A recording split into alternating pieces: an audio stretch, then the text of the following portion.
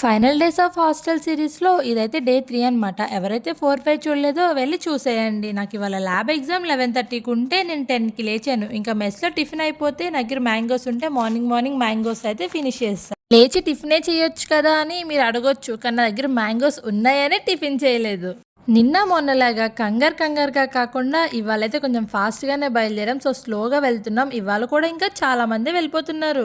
మేమిద్దరమైతే ఇవాళ చాలా కష్టపడి ఎగ్జామ్ అయితే ఫినిష్ చేసామనమాట. తీరా ఎగ్జామ్ ఫినిష్ చేశాక చెప్తుంది, "నేను హాల్ టికెట్ పోగొట్టుకున్నాను. పద వెళ్లి జిరాక్స్ తీపిచ్చుకొచ్చుకుందామని." మళ్ళీ ఇప్పుడు ఇండోర్ స్టేడియంకి వెళ్తున్నాం జిరాక్స్ తీపిచ్చుకోవడానికి. హాల్ టికెట్ లేదని ఫ్యాకల్టీతో తిట్టించుకోవడం చాలా బెటర్ ఈ ఇండోర్ స్టేడియంలో జిరాక్స్ కన్నా. ఇక్కడ మెయిల్ పెట్టాక లోపలుండే రష్ అంతా ఇంత కాదు. మీరే లుక్ ఏసేయండి ఎంతమంది ఉన్నారు. ఇదేమో భూమికి జాన్నబెత్తుడుంది. ఎంత కష్టపడిందో పాపం.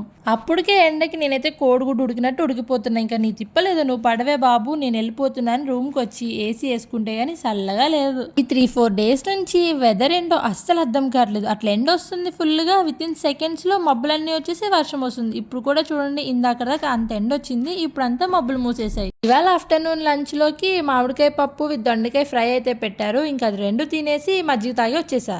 ఈవినింగ్ వెదర్ చాలా కూల్గా ఉంది కదా, పానీపూరి తిందామంటే తిందామంది. ఇంకా నేను మా ఫ్రెండ్ కలిసి పానీపూరి తినడానికి అయితే వెళ్ళిపోతున్నా. మా యూనివర్సిటీలో నేను ఎన్నిసార్లు తిన్నా దహీపూరి తింటాను కానీ పానీపూరి అస్సలు తినలేదు. మళ్ళీ ఎక్కడ బయట దాని టేస్ట్ ఇది మ్యాచ్ అవ్వక దాని మీద ఇంట్రెస్ట్ అయిపోతుందని. తిన్న వాళ్ళు ఎవరినుంటే కామెంట్ చేసేయండి ఎలా ఉంటుందో, ఈసారి ట్రై చేద్దాం.